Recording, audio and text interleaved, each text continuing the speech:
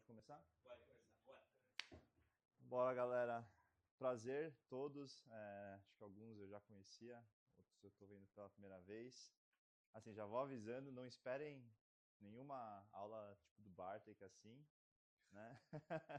Que o Bartek botou o nível aqui, eu vim botar o nível aqui, assim, para vocês verem os extremos, né? Eu Vamos ver como pode ser do outro lado, né? Exato, como que é estar do outro lado, entendeu? Eu não sou formado em engenharia, nem em matemática, nem em computação, sou formado em administração, então se alguém tiver dúvida de criptografia, pergunta ali. Né? Alguém aqui conhece sobre TLS? TLS, Conhece? sem ZK. Tá, TLS. TLS, tá. Se tiver pergunta sobre TLS, pergunta pra ele. Não, E aí a gente vai assim, entendeu? Aí sim. Tá. Hoje a gente vai falar um pouco de ZKTLS, TLS Notary e Garbled Circuits, que seria, eu digo one-on-one em MPC, e Oblivious Transfer. Esses dois conceitos, existem vários protocolos de MPC, que nem em ZK, né? Em TLS Notary, especificamente, você precisa entender esses dois, e tem mais outros dois que você precisaria entender, que é Vole e Interactive ZK, mas a gente não vai entrar nisso hoje. Então é isso. Esse vai ser o tema.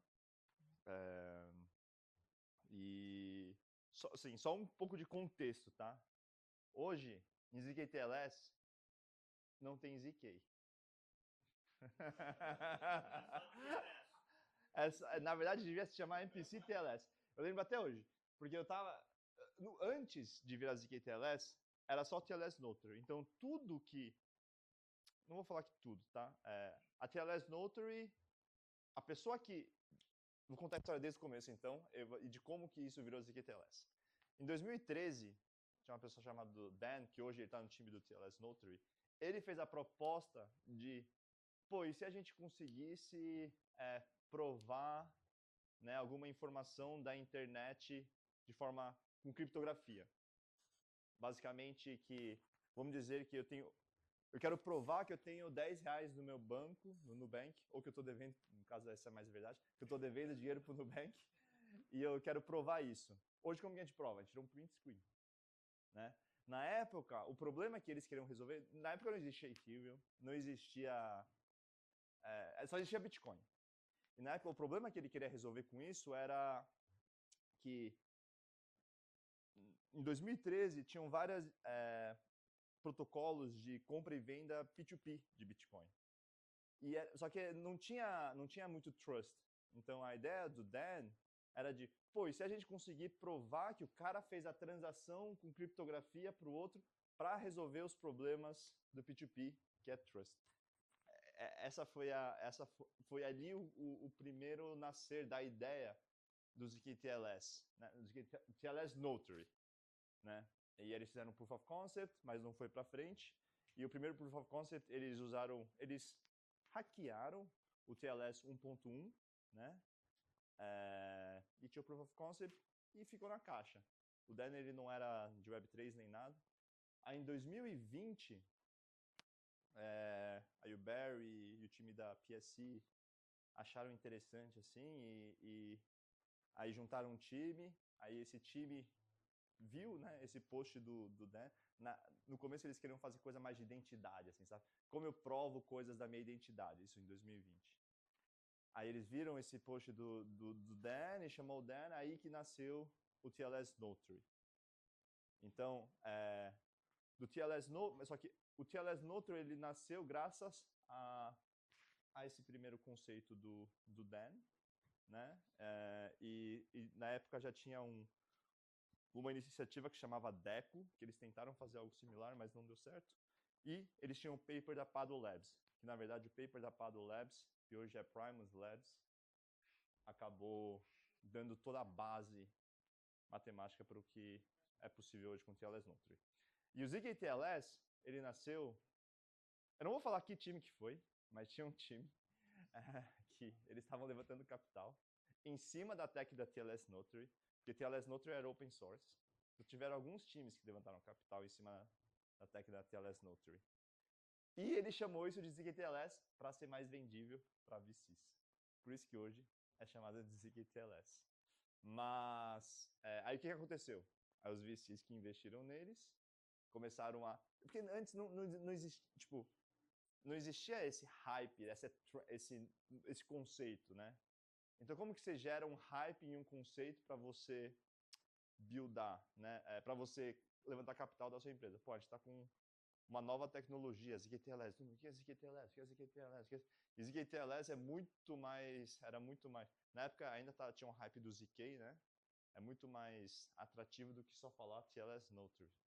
Mas, na verdade, eu lembro que eu encontrei esse founder, né? Porque eu também estava trabalhando com TLS Notary na época, não era ZKTLS.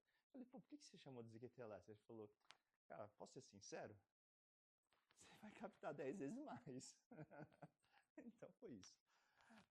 Então, ZKTLS hoje acabou abrangindo, né? Mas não tem ZK. É TLS Notary. E existem algumas formas de você fazer isso. Mas agora vamos para a apresentação. Esse foi um histórico assim, né? Da onde que surgiu tudo mais. Qual o problema que hoje o ZKTLS ou TLS Notary... Fala ZKTLS, eu não gosto de falar ZKTLS, mas falo ZKTLS. ZKTLS resolve. Que hoje a gente tem um protocolo de comunicação muito boa entre eu e o servidor, né? Eu e a Google, quando você vai entrar na Gmail, tem uma segurança muito boa. Só que você não consegue provar isso para uma pessoa terceira, que é o problema lá de 2013 do como que eu provo que eu tenho tantos reais na conta tal. Você vai tirar o print screen, só que com Photoshop e AI hoje já não dá mais. Como que a gente prova com criptografia dados que a gente tem acesso, né? O TLS, ele é um protocolo muito bom para duas pessoas. Porque na criptografia, Bartek me corrija se eu estiver errado, correct me if I'm wrong, mas a criptografia... Mas aí você tem que falar inglês para ele corrigir, velho. Aí o Marcelo vai ouvir, o Marcelo também pode me corrigir. A criptografia tem symmetric e asymmetric encryption. A symmetric encryption, ela é boa para dados maiores. A asymmetric encryption, ela não é muito boa para dados maiores e ela é boa para dados menores, só que ela é mais segura. Tipo, porque a symmetric encryption tem um problema de que o primeiro problema do symmetric encryption é que você e a pessoa precisam chegar numa chave em comum. No asymmetric não precisa, você dá public key, eu dou minha public key e tá tudo certo. Só que para muitos dados, a asymmetric encryption ela não é tão eficiente. Então hoje, o TLS, o que ele faz? Assim, em geral, ele usa um protocolo, que se chama TLS, para chegar numa asymmetric key, usando os asymmetric encryption. Tipo, ele usa public key, private key, ele usa asymmetric encryption para que tanto eu, vamos dizer que eu sou o servidor, o Thiago é o client, eu e o Thiago, a gente vai chegar numa key em comum de forma segura, usando asymmetric encryption. Agora que a gente tem essa key, agora a gente consegue transitar dados usando essa symmetric key. Esse é um resumo, overview de TLS. Só que qual que é o problema? Agora, qual é o seu nome? Barba. Agora, como que o Barba vai verificar isso? Ele tem que ter acesso à asymmetric key. E não é seguro eu dar acesso à asymmetric key. Porque daí o Barba vai poder ver tudo. Inclusive os meus cookies, meus auth token, tudo, né? Então, e o Barba também só vai conseguir verificar enquanto a sessão estiver aberta. Se a sessão fechar, já era. O que garante que o Thiago não encriptou com uma key X e falou, ó, Barba, essa foi o que eu recebi, sabe? Tipo, não tem como ele verificar isso. Então, o que que... Sim, cada vez que você abriu uma comunicação é uma chave nova, né? Então não adianta você dar a chave pro Barba. Então, esse é o problema que a gente está querendo resolver. E o que isso permite? Isso permite que, agora, todos os dados que você tem acesso, sejam eles públicos ou privados, públicos é fácil de o cara verificar, só tipo, dar o link pro cara, mas dados privados, agora você consegue provar criptograficamente que você tem acesso a esses dados. Se esses dados estão corretos, não sei. Mas você está, tipo, quando você prova, está provando que você tem acesso ao dado X no servidor do Nubank. E isso foi assinado pelo servidor do Nubank. É isso que você está provando, criptograficamente. Se o Nubank for hackeado e mudar a sua conta do banco, você vai provar aquilo, entendeu? Mas se isso for quebrado, esse é o mínimo dos problemas. Então é isso que a gente consegue fazer. Então, tudo que você vê na internet agora, tipo, hoje quando você vai entrar no site, você entra num site, todas as informações que está lá, o que acontece? Quando você entra num site, o front vai fazer várias requests para o servidor e ele vai trazer os seus dados e te displayar no front. Você consegue agora provar, tenho tanto na minha conta do Nubank, eu tenho tanto de seguidores, o Vitalik me mandou uma DM tal. Então, tudo que você vê no front, agora você consegue provar criptograficamente. Isso é o que o zkTLS faz. Então, aqui estava falando um pouco de TLS. No HTTPS, o S é o secure do TLS. Já entrou num site, tipo, não tem HTTPS, é só HTTP. É porque quer dizer que essa comunicação ela não tem segurança. Porque, por exemplo, hoje, sem o TLS, se a gente só está fazendo comunicação, eu posso pegar porque é tudo bits, né? No computador é tudo bits. Então eu posso pegar um leitor de frequência e eu vou ver a frequência do Wi-Fi e eu pego os dados, entendeu? Eu vou ter os 0, 1s, aí eu transformo nos dados. Só que com o TLS, o que acontece? Se eu fizer isso, eu vou pegar um dado encriptado, entendeu? Que aí está encriptado pela Symmetric Key. Isso aqui assim, quem quiser depois entrar em mais detalhe de TLS, existem várias formas, existe TLS 1.1, TLS 1.2, TLS 1.3, inclusive antes de TLS tinha um outro nome que tinham sido hackeado, então é uma coisa que vai evoluindo, né? Criptografia ela nunca é vitalícia, é matemática, uma hora, né, ela vai ser quebrada. E por isso que eles falam assim, se o Bitcoin foi quebrado por quantum computer. Cara, se o Bitcoin for quebrado por quantum computer, a gente vai ter quebrado muitas outras coisas. Tipo, a gente vai ter quebrado servidor de banco, servidor de bolsa, e muitas outras coisas.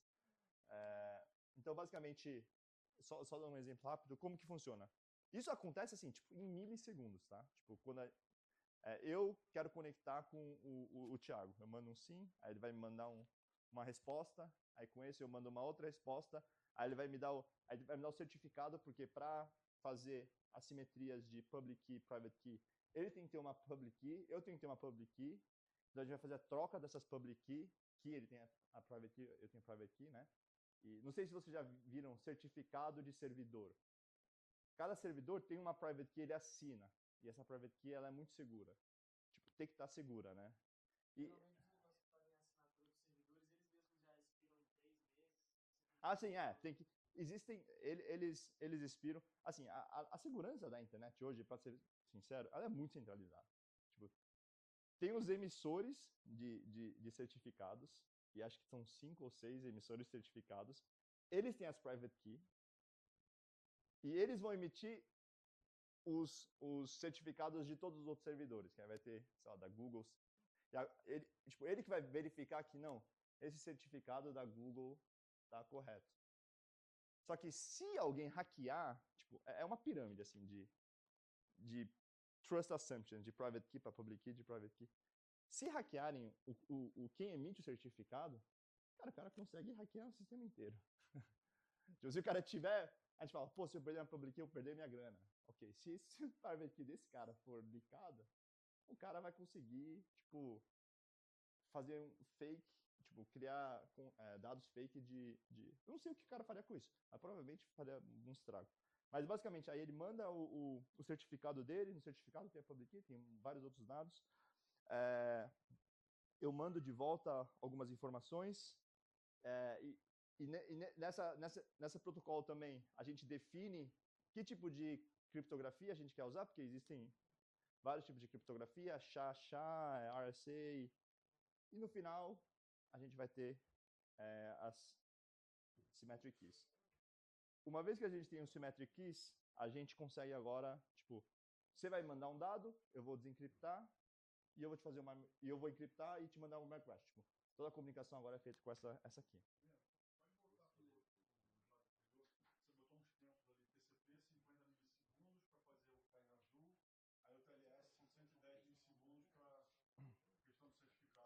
Tá. Na verdade, eu peguei essa foto de um site, mas tem uma limitação, sim. Eu não sei exatamente em quais pontos são as limitações, mas esse é um dos gargalos do TLS Notary e eu vou explicar. Porque nessa comunicação eu não sei se é na hora de fazer o TLS, sim, você tem um tempo mínimo que o servidor espera que você responda. Então, e você precisa fazer muita criptografia se você está usando TLS Notaries. E se essa computação passa do tempo mínimo, você vai dar timeout o tempo inteiro. Então, tem uma limitação hoje. Aí tem uma outra limitação que, por exemplo, o TLS Notary, o MPC, se eu e o Thiago estamos perto, o exchange vai ser mais rápido. A gente vai conseguir fazer a computação mais rápido. Só que se eu estou aqui e o Thiago está na Coreia, cara, isso vai aumentar muito o tempo da computação do mesmo MPC. Isso também é um outro problema do TLS Notary, que tipo tem distância, tamanho da computação do protocolo, tudo mais. A gente vai falar isso daqui a pouco. Então, agora, o que é o TLS Notary? Que é a essência do ZKTLS. Mas depois eu vou falar de... Acho que a gente tem um slide... Eu peguei esses slides tudo tá em inglês porque eu peguei tudo de uma apresentação do YouTube. Mas é assim, falei, pô, os caras estão apresentando isso todo dia, né?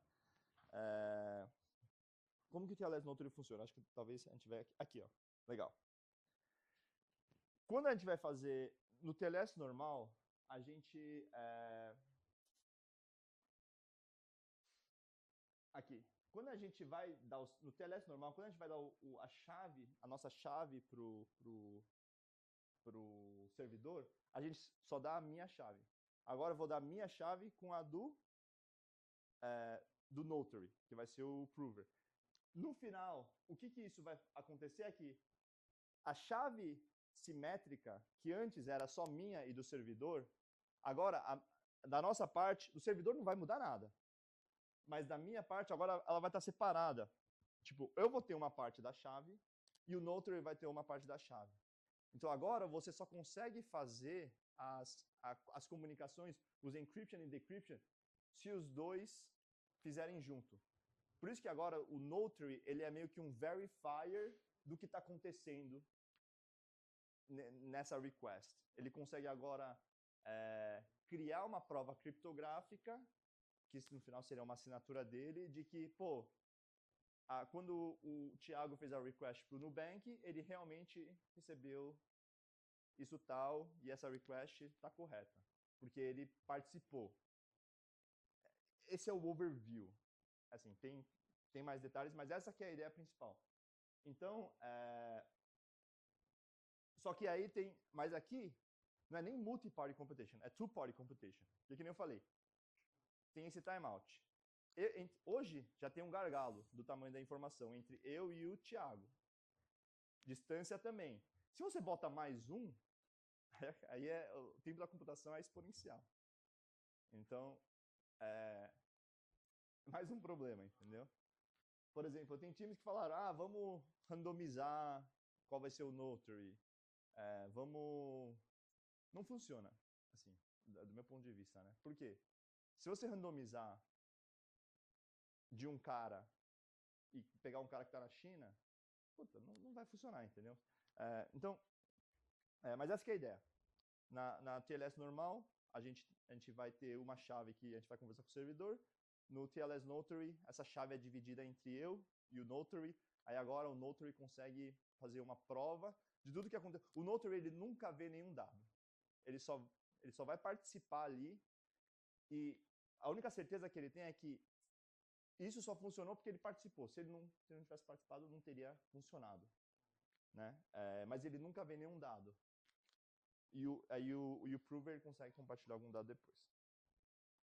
Necessariamente é só o Notary e mais uma pessoa. Necessariamente são sempre dois. É o client e o notary.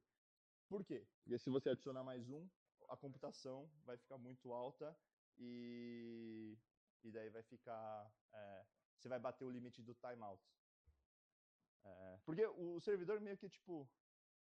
Eu não sei por que tem esse timeout, mas deve ser por uma questão de segurança. Tipo, pô, tá acontecendo alguma coisa estranha ali, entendeu? Se não tivesse esse timeout, a gente teria resolvido esse problema, acho que muito antes. Esse é o gargalo, porque... e é por isso que só foi possível agora com state-of-the-art cryptography e o Rust e as bibliotecas, porque antes era muito devagar. Né? Então, por exemplo, aqui... eu vou ver aqui. Mais um exemplo, né? Tem o server, faz a conexão TLS, e faz junto aqui com o Notary.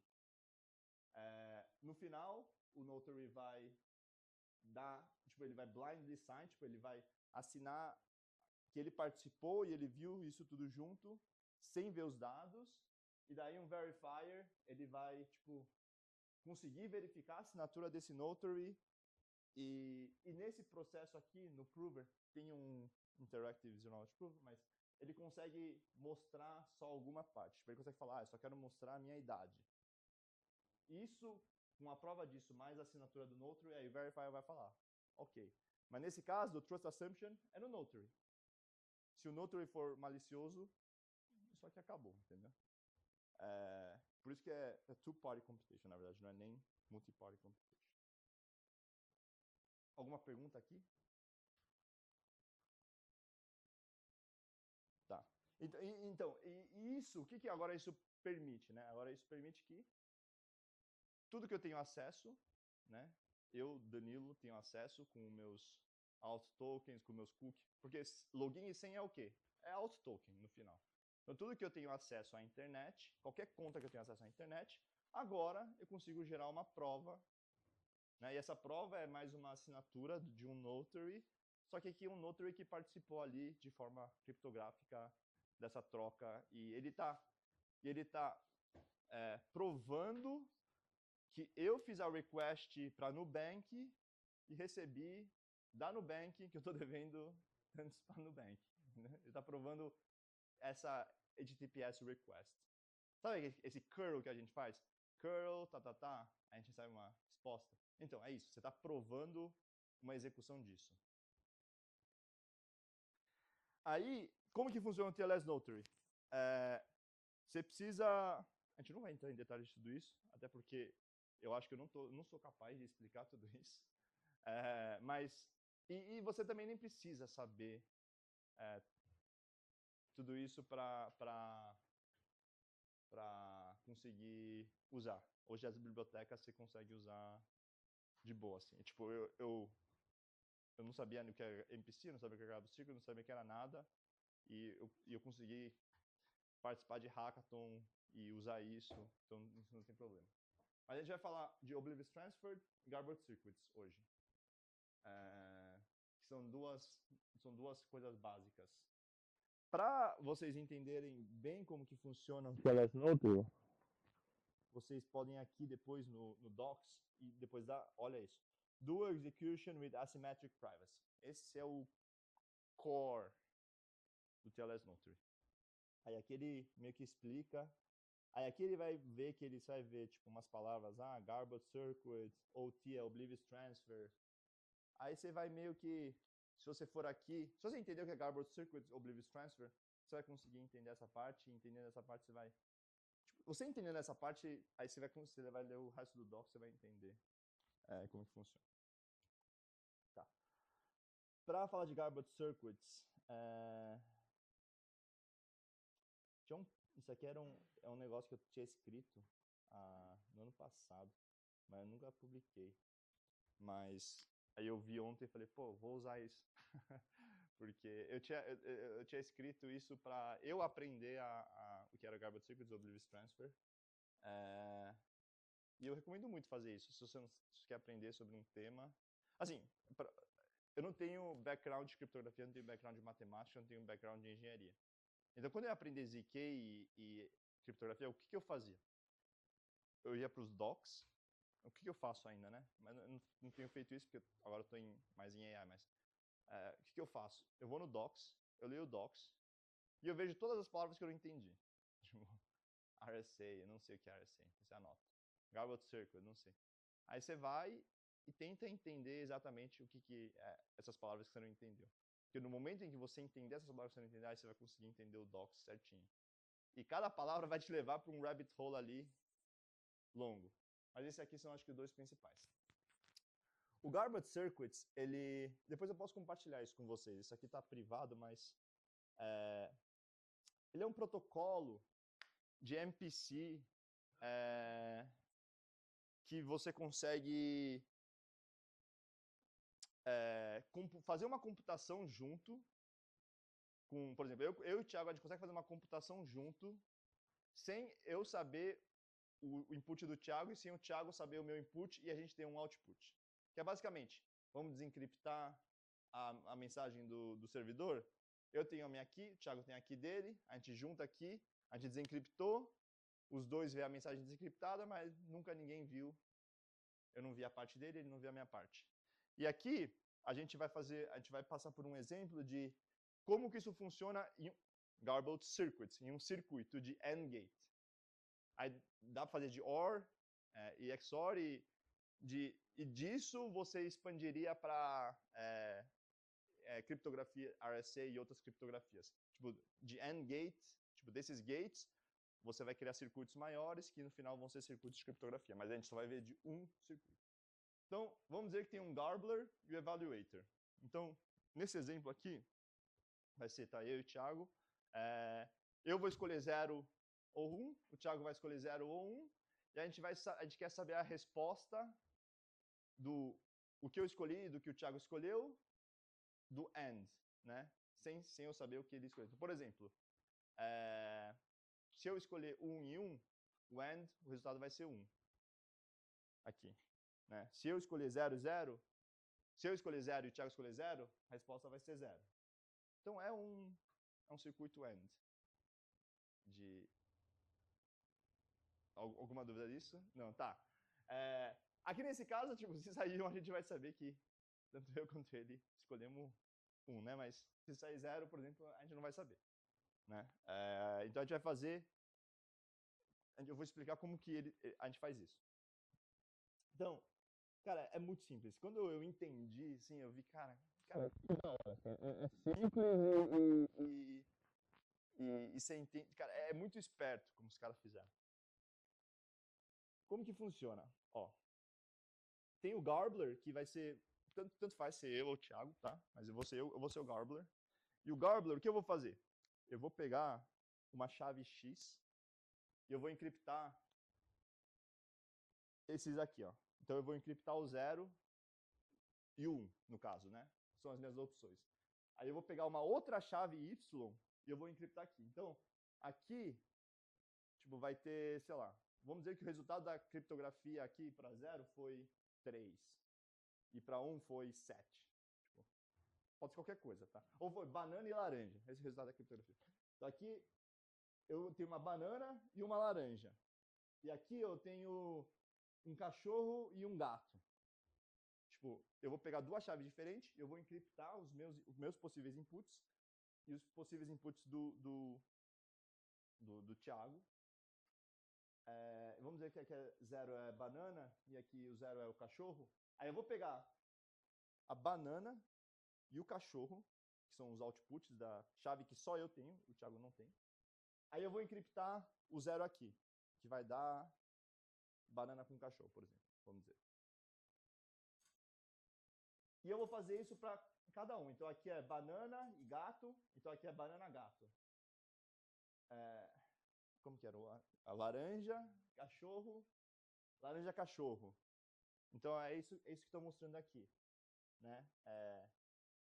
Esse aqui é o 0 encrypted with key A. É o 0 encrypted with key A. É o 1 encrypted with key A. 1 encrypted with key, aí aqui é o 0 encrypted with key B, 1 encrypted with key B, aí aqui é o 0, né, que é o encrypted with key A e key B. Não, tipo, o resultado desse encryption, né? Que é esse AW0 e AWB. Tá claro? Ou aqui fica... Essa parte é muito importante, você precisa entender. Essa é a essência do negócio. Tem uma dúvida? Ficou um pouco... Tá. Aí você vê que, tipo, pô, é simples, né? Tipo, o cara pegou duas chaves, encriptou, daí encriptou os resultados com essa chave. Aí o que eu vou fazer? Aí eu vou chegar pro Thiago e falar, ó, Thiago, vamos dizer que eu escolhi 0. Então eu vou te dar o AW0, que é o output da encrypto key, para você não significa nada, porque você não sabe qual que é aqui. E eu vou te dar esses 4, que também para você não significa nada, você não sabe o que significa nada, porque é tudo encriptado. Aí, o que o Thiago vai fazer? Vamos dizer que o Thiago escolheu, aí que entra o Oblivious Transfer. O Oblivious Transfer é um pouco mais complicado. Mas vamos dizer que o Thiago escolheu 0 também. Tá? Aí o Oblivious Transfer, ele é assim que funciona o Oblivious Transfer, mas eu vou dar uma explicar em geral. O Thiago, ele consegue, vamos dizer que eu tenho esses dois dados, né? O BW0 e o BW1. O Thiago, ele consegue pedir um desses dados para mim. Tipo, eu vou dar um desses dados para ele, sem eu saber qual que o Thiago pediu. Então, tipo, vamos dizer que o Thiago escolheu 0. A gente vai fazer o Oblivious Transfer. O Thiago vai receber o BW0 sem eu saber que ele escolheu o BW0. Aí o que vai acontecer no final? O Thiago, ele vai ter o inicial que eu mandei, certo? Eu tinha mandado isso no começo, mais o BW0 que ele recebeu agora. Aí ele consegue encriptar só um desses, desencriptar um desses. Aí ele vai desencriptar e vai ver que o resultado é 0, sem saber exatamente qual que era o meu e qual que era o dele. Oblivious Transfer, como que funciona? Essas são as etapas matemáticas de como que funciona. Não precisa entrar em detalhe aqui, mas é basicamente isso. Deixa eu ver as partes. Eu vou gerar umas chaves, aí aqui o Thiago vai escolher entre 0 ou 1, né? E vai gerar uma chave K. Aí ele vai devolver um valor que ele vai computar. Ele vai devolver esse valor aqui, que ele computou com uma das escolhas dele e a chave K que ele escolheu. Eu vou fazer uma computação e eu vou devolver uma outra computação, e ele fazendo uma computação tal, ele vai ver o valor, o output vai ser o valor tal. Isso é matemática pura, assim, usando gimmicks, assim, tipo, eu vou fazer computação num negócio que eu não sei o que é, eu vou devolver essa computação, aí o Thiago, porque ele sabe esse valor K, ele vai fazer essa computação e vai conseguir extrair só a parte que ele precisa. Tá? Então, é assim que funciona um Garbled Circuit. Né? Tipo, é bem simples assim. Esse é um AND gate. De um OR gate seria diferente. De um XOR. Mas no final é tudo isso. É a mesma coisa assim. Tipo, você vai encriptar os seus inputs, vai encriptar os possíveis inputs do Thiago, a gente vai encriptar todos os outputs com os respectivos inputs, eu vou dar o meu input para o Thiago eu vou dar todos os outputs encriptados para o Thiago vai conseguir extrair de mim o input, a versão encriptada do input dele, sem eu saber qual que é, e com essas duas versões encriptadas, ele vai desencriptar e ele vai ter o resultado. Então, a chave A e a chave B é uma chave minha e uma chave sua, não? Não. Tá, beleza. O Garbler que tem as chaves. Sim. Daí eu vou pegar a chave. Vou pegar uma chave. Você não vai pegar nenhuma chave. Só eu tenho a chave. Você só vai pegar valores encriptados. E como eu te mando a minha escolha? Então, aí que entrou o Oblivious Transfer. Tipo, você... Eu não te mando, não, eu só verifico. Você não vai mandar a sua escolha exatamente. A gente vai ter um protocolo em que você vai fazer algumas contas com a sua escolha e no final você vai receber uma versão encriptada da sua escolha. Você não vai, entendeu? Você vai receber, tipo, eu encriptei todas as minhas escolhas, encriptei todas as suas possíveis escolhas. Então você vai receber, você já tem a minha parte encriptada. Aí você, com o Oblivious Transfer, agora você vai receber uma das suas escolhas encriptadas com essa chave que eu tenho, que você não sabe, sem eu saber o que eu estou te dando. Aí com a minha chave e a sua chave, você consegue agora, você só vai desencriptar, você só vai conseguir desencriptar uma das alternativas, que vai ser a única resposta que você consegue ver. Você não vai conseguir ver as outras respostas. Entendeu? Esse é um MPC. Então isso o que a gente fez? O que a gente acabou de fazer aqui? Eu e o Thiago, a gente fizemos uma computação de AND juntos, sem eu saber o que o Thiago escolheu, sem o Thiago saber o que eu escolhi, e a gente sabe a resposta de se é 0 ou 1. Chama assim, uma versão simples do Garbage Circuit. Agora imagina isso num circuito bem maior, agora para encryption e decryption. O Thiago tem uma aqui, eu tenho outra aqui, a gente vai conseguir fazer uma computação, eu não vou saber aqui dele, ele não vai saber a minha aqui, a gente só vai saber o resultado da encryption ou o resultado da decryption, que é o que a gente usa no TLS Notary. Ok? Aí tem Interactive Zero Knowledge Proofs e tem Volley, só que do Volley eu li os meus e eu não entendi muito bem, então eu preciso refinar. Eu também fiz um, mas esse aqui aí tem muito mais coisa aqui. Mas eu posso mandar isso pra galera. Quem quiser terminar, inclusive, e soltar. Aquele primeiro tá mais pronto, assim. Esse aqui tá um pouco mais chatinho, assim. Mas eu coloquei as etapas e tal. Mas o vôlei também ele é usado. Eu não lembro exatamente em que parte, mas era a questão de eficiência. Então vamos voltar para os slides. Então, se você quer realmente entender como funciona, só precisa entender esses 4 protocolos, né? Oblivious Transfer e Garbage Circuits já matamos, né? Tipo, é simples, tipo, é bem simples, né? Tipo, não estamos usando, tipo, ZK é mais difícil, né? Tipo, ZK, aqui é assim, o cara foi inteligente, né? Ele criou um protocolo interativo inteligente. O Interactive ZK também, ele é simples também, tipo, porque tudo que é interativo, você consegue fazer de forma mais... o interativo, você tem mais margem para... mais possibilidades de você criar contas, né? O non-interactive, ali você tem que fazer, tipo, toda a matemática em one shot. Aí é mais difícil, né? Aí aqui, só mostrando mais uma vez, tipo, o que acontece, né? Quando tem uma requisição de encryption, né? Esse aqui é o Notary e eu. A gente vai imputar os dados, a gente vai encriptar e os dois vão receber o resultado da encryption sem saber a input key de cada um. Na decryption, mesma coisa, né?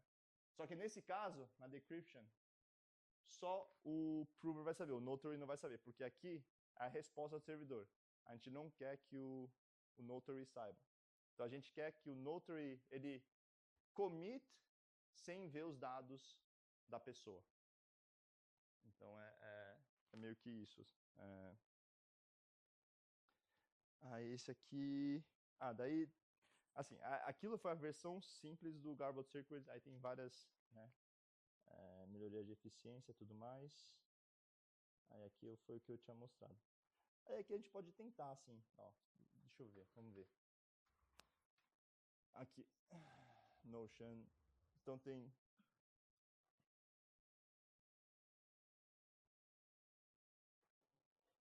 Deb, Dual Execution with Asymmetric Privacy. X and Y, Alice and Bob's input. Aqui, é que eu não sou muito bom com essas anotações matemáticas, eu precisaria do GPT aqui. Mas, pelo que eu entendi aqui, eu acho que eles usam 2 garbage circuits. Aqui, ó. A list creates a garbage circuit. Criar o garbage circuit é criar as versões encriptadas. Sabe que eu falei, tipo, isso que é criar um garbage circuit. Create a garbage circuit with labels XA and XY, deve ser as versões encriptadas.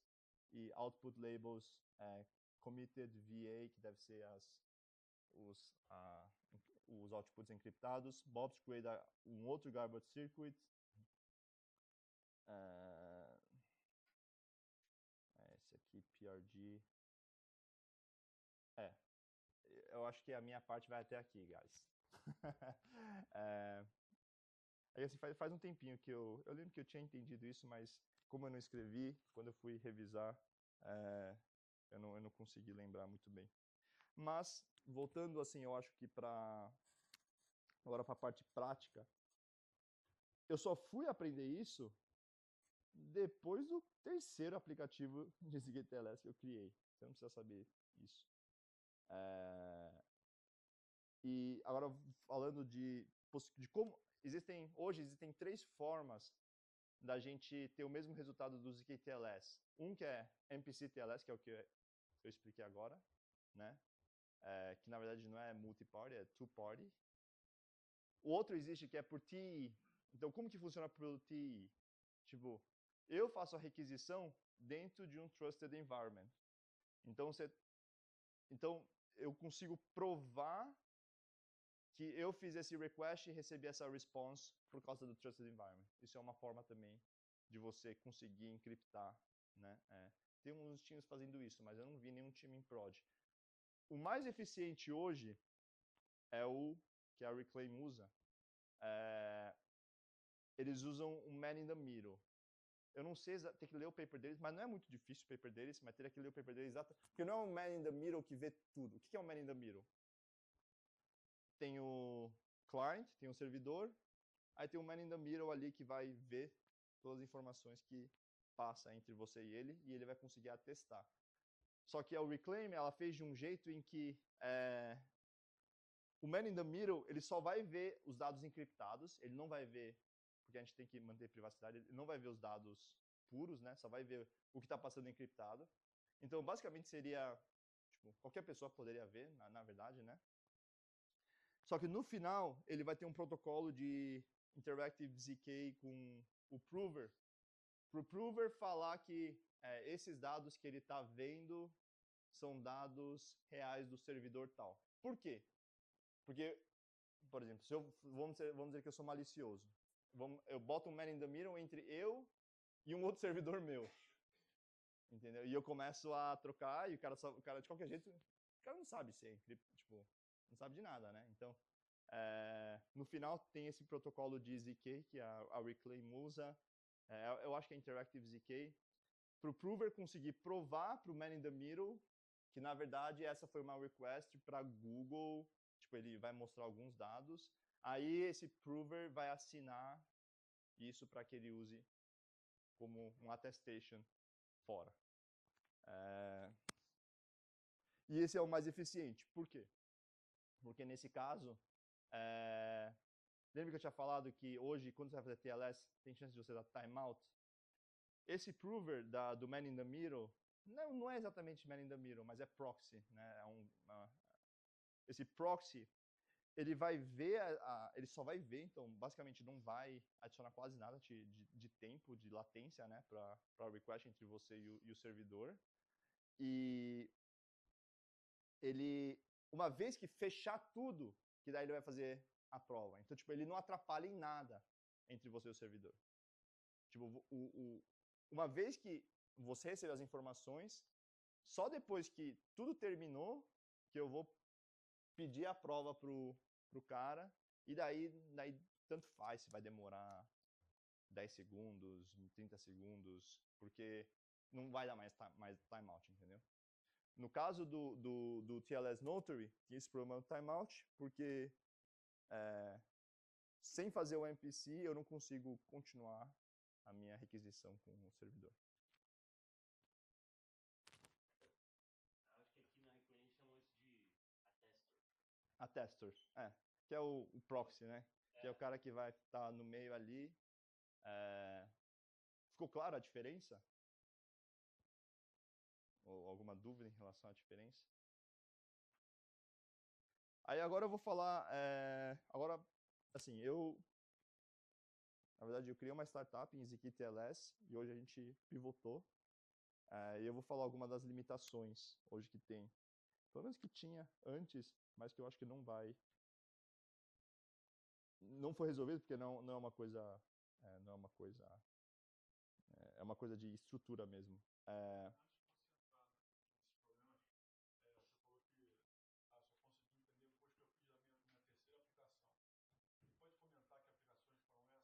Tá, a primeira que eu fiz foi, a gente criou uma, inclusive o Luiz estava junto nessa, a gente fez uma account abstraction que você consegue controlar ela com o seu e-mail.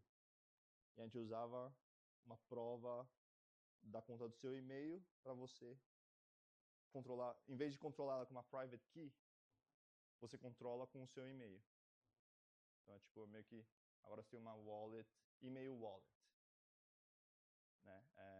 Que é ali na verificação, né? Então a gente criou isso. A biblioteca a gente fez na Starknet.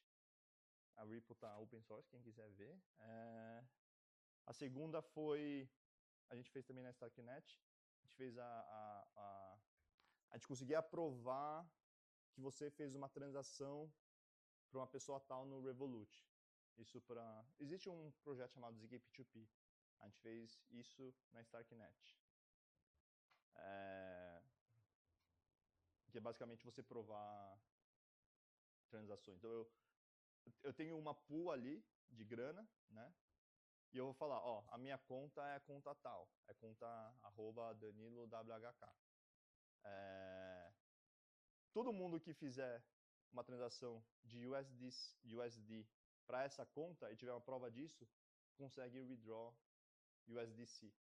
Então eu faço essa pool, eu boto lá, nessa do Luiz também tava, eu boto 1000 USDC, e agora você tem uma prova de que você fez uma transação para minha conta, você consegue me fazer o withdraw direto ali, sem eu participar de nada, entendeu?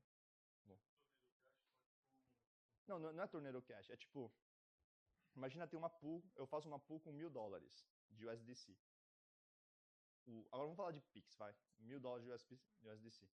O Thiago, ele me fez um Pix de R$100. O verdadeiro P2P, como que funcionaria? O Thiago vai fazer o Pix, aí depois eu vou transferir para ele USDC. Agora que o Thiago fez o Pix, ele não precisa mais me esperar, ele vai gerar uma prova desse Pix. Ele vai lá no Smart Contract e dá o withdraw com a prova. E ele já dá o withdraw do 100 USDC direto, entendeu? Tipo, ele não precisa mais me esperar. Tipo, é um withdraw que só vai checar se você fez um Pix para mim ou não. Essa foi a segunda aplicação. Tem, assim, eu descobri um negócio esses dias que é bem interessante.